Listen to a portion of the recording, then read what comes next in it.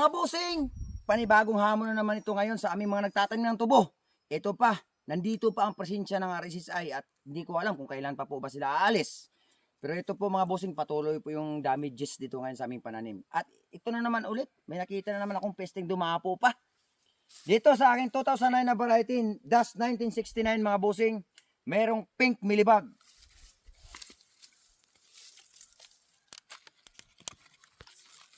Ayan. Ito po mga bossing oh.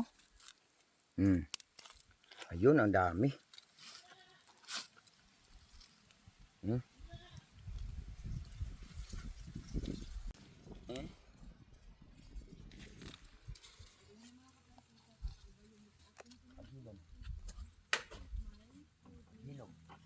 May nagsabi po sa akin mga bossing na natural lang yan.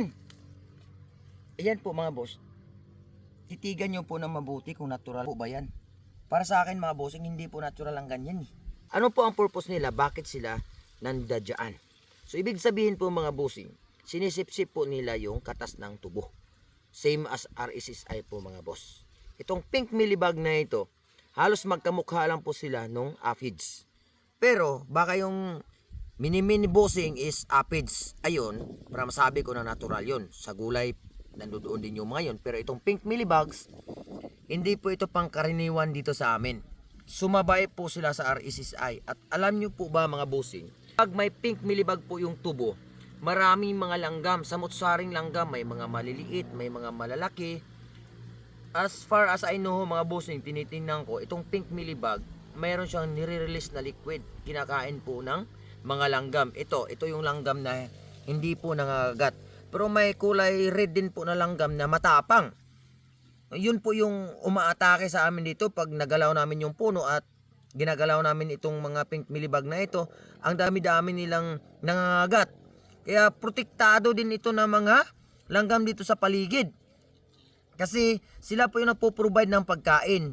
Yung pagkain ng millibug, dito po nanggagaling sa tangkay ng tubo, yung tamis po ng tubo. So same lang din po sila ng RSSI, pero mas grabe ang tama ng RSSI kumpara nitong pink millibug. Ito po mga bossing, mamamatay lang po ito ng detergent, yung mga soap, yung ating basta detergent powder mga bossing, mag-spray po tayo, papuksa lang ito, hindi ho kagaya po ng RSSI na kailangan mong magbili ng matapang na insecticide. So ayan po mga bossing, oh, dyan po sila sa node or buko.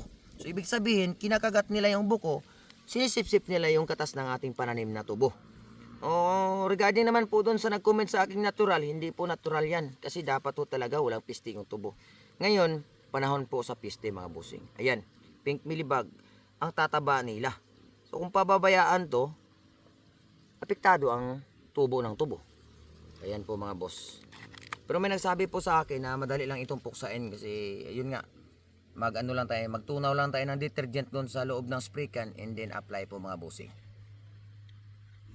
So dyan lang po muna yan, papakainin ko pa yan. Diyan ko pa sila ng konting oras dyan.